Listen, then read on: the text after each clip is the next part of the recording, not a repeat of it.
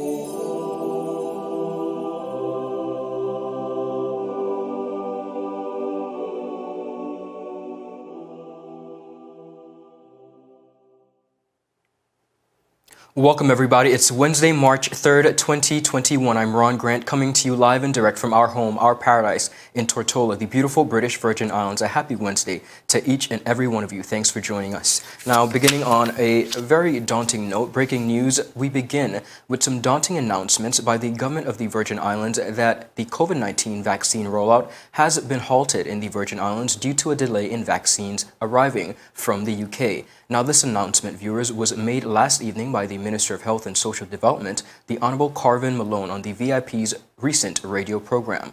Malone said in a radio announcement, and I quote, "We have the situation where we have now reached to where the other shipment was due in on March 3rd, and it is now being delayed to the 17th of March. So we made a promise to everyone taking it that we would have the second dose reversed. When the other shipment arrives, we will then disperse, and we will continue in that regard so that anyone taking it will not risk for any reason this being done." Now, the government, viewers of the Virgin Islands, have made a decision that they would now stop administering vaccines because they want all the people who got the first dose to have their second dose available at the appropriate time. Meanwhile, the health minister has assured residents that the promised shipments will arrive, but it is seemingly operating as though they will not, with the choice of vaccinating an additional 4,000 and allowing as many persons in the territory as possible to receive at least the first dose versus giving the remaining vaccines to the person that have already received their first dose. Now, to date, some 4,450 persons have been vaccinated in the territory from the UK's first shipment. This announcement has caused quite a stir and upset among residents and visitors. One prominent businessman has penned a stern letter to the Honorable Carrion Malone expressing his disgust over the decision. A group of concerned businesses are also said to be meeting as the situation is not appreciated by residents. Many residents are calling this decision unethical and unrealistic and does not serve, they say, the best interests of all Virgin Islanders. Of course, we'll have more on this story as the details continue to develop. Continuing on the local scene, continuing on from a story that we covered in yesterday's newscast, in an invited response, the management and staff of Sebastian's restaurant West End Tortola has issued a formal response after officials from the Royal Virgin Islands Police Force issued a statement claiming that the event did not meet protocols, and as such, the event in question was shut down. General Manager of Sebastian's on the Beach, Mrs. Delia Forbes, said, and I quote, We agreed to host an event in partnership with 3G's band to launch their new single, BVI Love, and subsequently celebrated Black History Month. We anticipated that this event would draw a larger crowd than past events, and therefore we took a number of steps to ensure social distancing protocols would be met. Extra tables were placed outside, and each attendee had a table to sit at. Forbes continued, "What we did not anticipate was a handful of rain showers which forced attendees to leave their seats and seek temporary shelter under the overhang which adjourns our restaurant. It was during this brief moment of confusion when officers arrived, responding to a noise complaint by one of our neighbors. The lead officer exercised his powers to shut down the event, and we complied fully with his direction.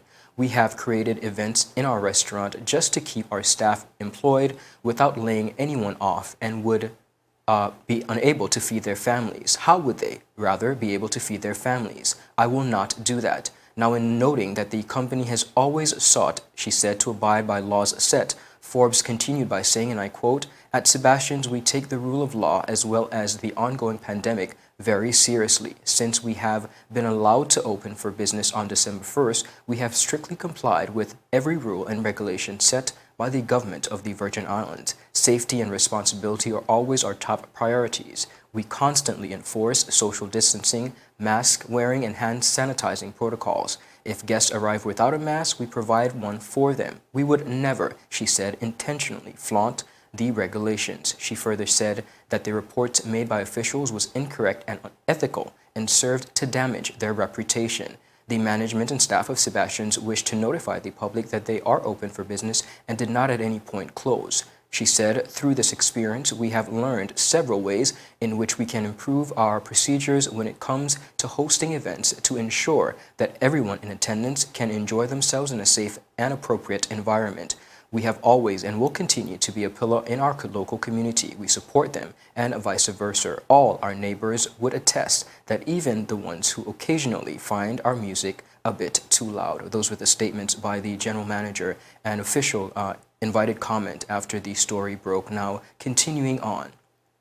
Just a few days after, residents celebrated the legacy of our territory's first and longest-serving Chief Minister, the Virgin Islands Party, for which the late Honorable H. Lavely Stout was a founding member, on March 2nd, 2020, celebrated 50 years since the ruling Virgin Islands Party has been in existence. Now, in an official press release, the party said to commemorate this golden occasion, they have planned a grand anniversary gala. This milestone observation has been scheduled for April 24th, 2020, and will be held under the theme Reignite the Vision. Chairman of the Virgin Islands Party and Premier of the Virgin Islands, the Honorable Andrew A. Foy, stated that the 50-year celebration is a testament to the strength and resilience of the VIP. The party's chairman noted that over the party's half-a-century existence, it has seen the Virgin Islands journey from strength to strength. Foy said, continuing, and I quote, "The party must be credited for producing visionary leadership and for being at the helm of the development of the Virgin Islands and its economy. The Virgin Islands Party was founded on March 2nd in 1971 after some members decided to part ways with the United Party before the elections of 1971. It was on the basis of putting people first, they say, and in addition to the strong urging of political advisors, that a group of ordinary people, citizens, came together, organized, and formed the new party. Some of the founding members were H. Lavely Stout, the Honorable H. Lavely Stout, the Honorable Terence B. Lettsome, the Honorable Leopold Smith, Mr. Benevido Colwood, Mr. Randolph Mose Malone, Mr. Donald Pickren, Mr. Joseph Skelton, Mr. Iman Foy, and Miss Naomi Turnbull. We continue to wish them the very best. On the day of the party's inception, March 2nd, the final draft of the Virgin Islands Party Constitution was approved, and they continued to grow from strength to strength in that regard. 50 years of political leadership. At the end of the day, we see where the parties over in the Virgin Islands, both on the government and opposition, have continued to really produce and contribute in many different ways towards the development of our country. Continuing on, we are joined by the lovely Kiaya George of the BVI CCHA as she speaks on women empowerment. And we have so much more. We're covering a very daunting story out of St. Croix where some 7 persons have lost their lives in just about 4 days. A very bloody situation in St. Croix, USVI. All this and so much more when 284 News returns. Gentlemen, aspiring gentlemen, and our partners that hold us down. It's season 2 of The Art of a Distinguished Gentleman, taking you on the most inspiring journey with the best and brightest distinguished gentlemen of the BVI. Raw, real-life lessons that translate to grounded, community-minded, well-rounded men like you've never seen them before. Governor Augustus J.U. Jaspert, Jovan Klein, Neil Klein, and so much more. Turning modern-day men into 21st century distinguished gentlemen with yours truly, Ron Grant, a 284 Media production. Viewers, welcome back. Thanks for sticking with us. Great news coming out of the sports arena. History was made on Saturday, February 27th, when the BVI's very own sprinter, Rakkoi A.R. Brathwaite of Indiana University, raced his way to victory in 6.55 seconds, breaking his own personal best BVI indoor record. Brathwaite beat defending champion Jamaica's Wasi Williams of Purdue and broke his 6.58 seconds Big Ten Indoor Conference Champions 60 meters record from 2020. Brathwaite joined Minnesota's long and triple jumper Kiata Klein and Illinois' Ashley Kelly 400 meter as BVI Big Ten Indoor Conference champions. He won on Friday's semifinals in 6.68 seconds, placing himself number 1 in the NCAA and number 8 in the world. Additionally, he currently holds the record at IU in this event, the first of the NCAA Big Ten championship title ever won by a BVI national in a Division I university. Family, friends, and well-wishers have taken to social media, of course, giving commendations to the young star athlete. Brathwaite joins a number of highly talented BVI athletes who continue to excel in their respected sports disciplines while highlighting the exceptional athletic capabilities of the Virgin Islands athletes. Let's take a look at his stellar performance.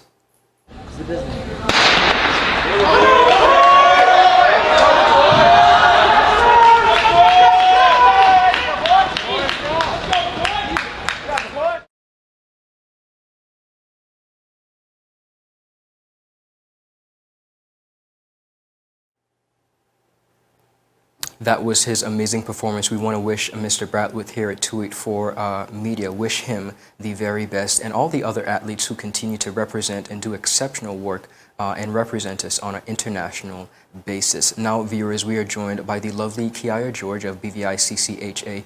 Ms. George, welcome back to 284 News.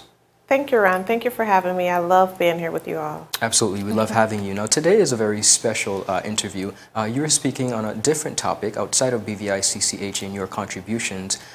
We are going to be celebrating the territory and the world. We'll be celebrating International Women's Day coming up next week. And you are a part of a very talented, educated, fun group of women who will be speaking on their various disciplines. But before we get into the event, you have risen in a number of aspects when it comes to professional and personal, more so professional in leading in what we would consider in many areas a male-dominated field. First of all, let's open by saying, how has that journey been for you? Well, you know, when I joined the field, I didn't necessarily think of it as, and the field has been in the IT field, yes, for the viewers who weren't sure of what field we're referring to. But when I joined the IT field, I didn't think of it as a male-dominated field. I just thought I like to program, I like to code, and it was just my thing. So it's what I continue to do, and just be having the ability to expand and expound on my knowledge in the field. And honestly, even today, it's still a male-dominated field, but I'm always encouraging male and females alike to get into the field, because there is still a gaping hole, especially in the territory, in the field, for professionals. Now, as a member of BVI CCHA, what encouragement would you give to young women who are a bit apprehensive because, believe it or not, because of what persons might see, they might be discouraged in regards to venturing into whether it's IT or any other field? What encouragement would you give to them in regards to following their dream, whether it's a male-dominated field or not?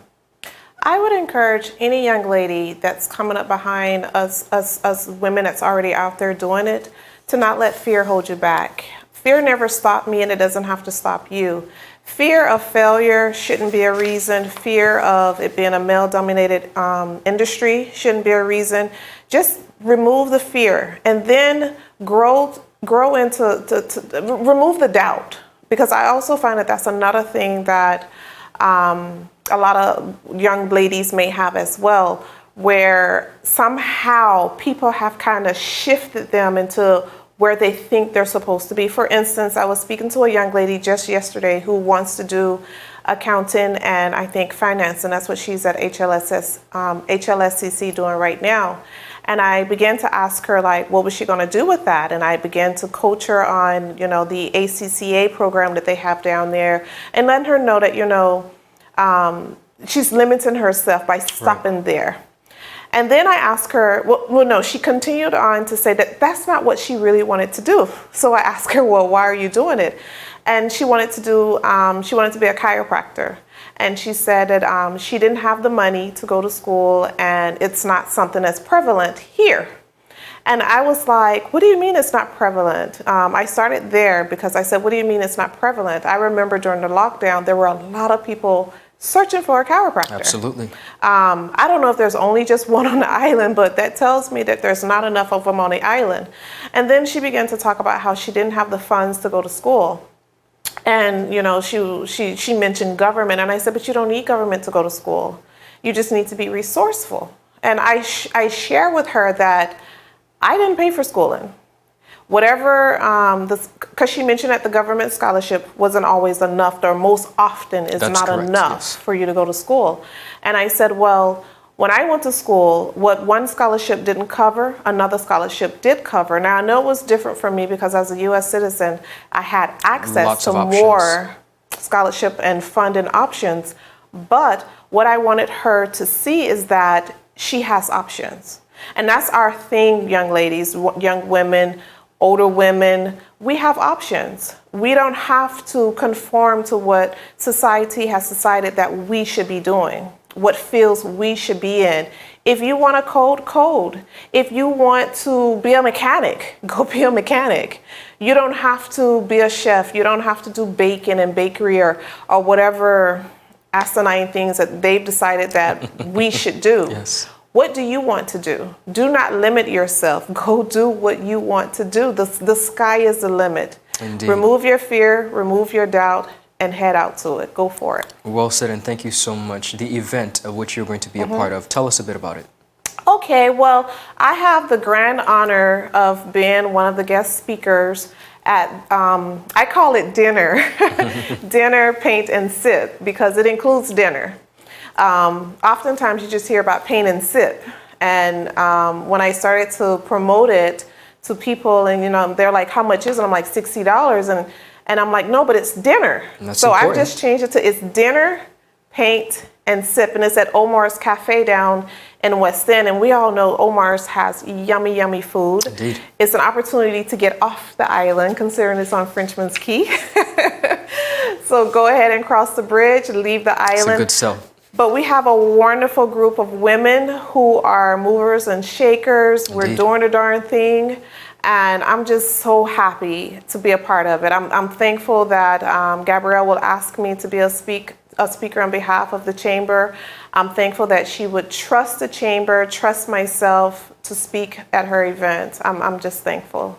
Wonderful. Now, viewers, as you can see, the flyer that has been showcased on the screen, just about 6 women from all different disciplines are coming together for this remarkable event at Omar's Fusion. And really and truly, it's an opportunity for persons, women particularly, it's targeted as it is International Women's Day, to really come and hear these variety of guest speakers speak about their experiences. And we continue to wish you all the best in this endeavor. Kiaya, thank you so much for stopping by. And of course, we want to thank you for your remarkable contribution as well. Continue to do well as it pertains to women empowerment. Congratulations. Thank you, thank you. Thank you for having me, and I wish you the best. Thank you. Viewers, we have so much more. We cover the bloody situation over in the USVI, and of course, legendary icon Bunny Wailer has passed away. We have those very details. All this and more when 284 News returns.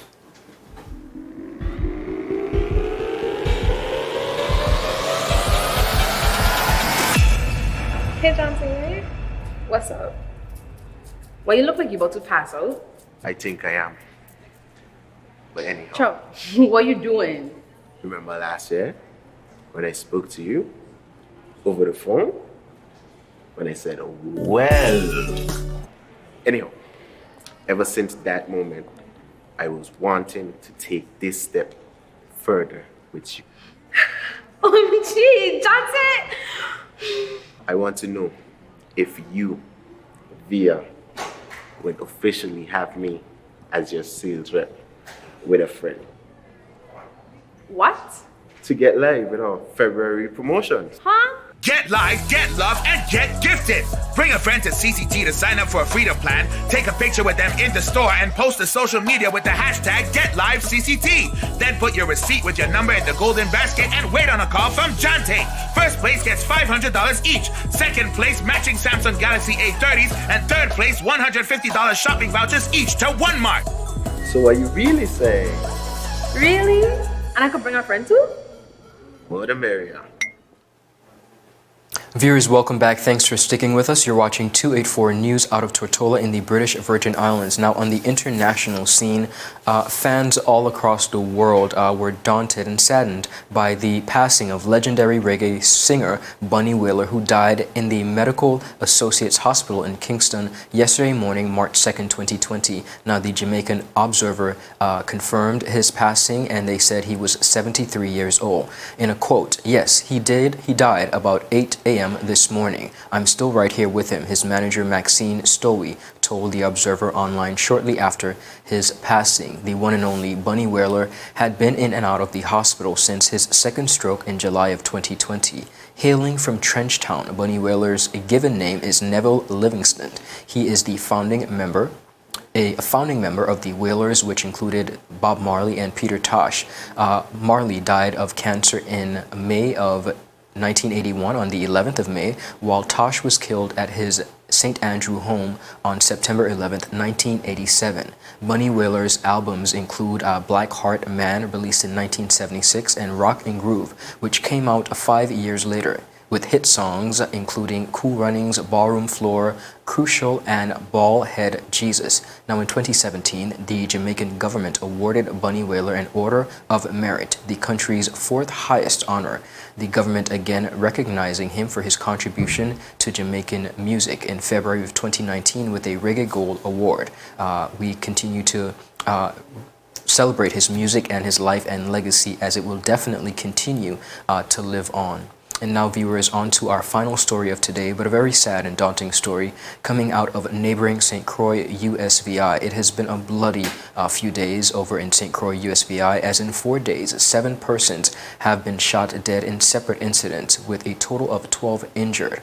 On Sunday evening, this was the beginning of it, Sunday morning, the VI Consortium reported 11 people were shot and 4 were dead following 3 violent incidents on St. Croix between Saturday night and the wee hours of Sunday morning, all of which were said to be separate, unrelated instances. Now, the VIPD Public Information Officer Toby Derima told the consortium that one man was dead Saturday night after being shot at the Corner Pocket nightclub in Estate Lorraine, where 5 others were injured. In total, 6 people were shot at the Corner Pocket. At least one of the remaining 5 victims was said to be in critical condition, with the 4 others sustaining non-life-threatening injuries. Now, Corner Pocket police responded to the shooting at the Corner Pocket nightclub in East Estate Lorraine late Saturday night. According to the police report, there was a dispute between 2 men, which was broken up by other individuals. One of the men in the dispute was taken away from the area. However, he returned brandished with a firearm, and a shootout ensued between the man who left and returned and a group of other men. As a result, the exchange of gunfire, 6 people were shot, one succumbing to injuries at the hospital at about 4:45 a.m. on Sunday. Of course, the next of kin had not been notified of the deceased as yet, and 911 Emergencies Call Center received notification relative to that Corner Pocket incident. Now, the 3 other homicides occurred at 2 separate locations, one in LeGrand, where a woman was shot dead inside the house. The second at the Frederiksted Vegetable Market, where a shooting incident left 2 individuals, one of which was said to be pretty much a home invasion. Now, since then, additional persons have been shot on separate occasions over in St. Croix, bringing the total, as confirmed up to today, to 7. Now, we reached out here to newly elected Senator, the Honorable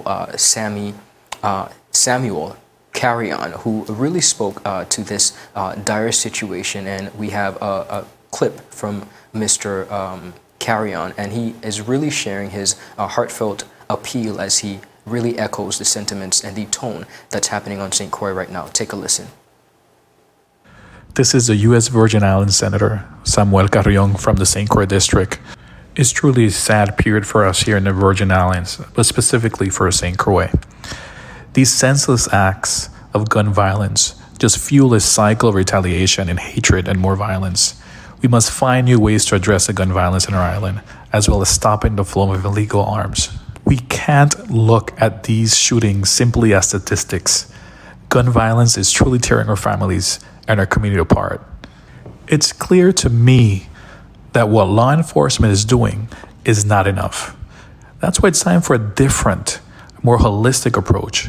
We need to fight as a community and bring together our police, our private sector businesses, our nonprofit organizations, neighborhood associations, and even our churches, and everyone else who wants to stand unified against gun violence. It's time that we all take responsibility for what's happening and be part of the solution.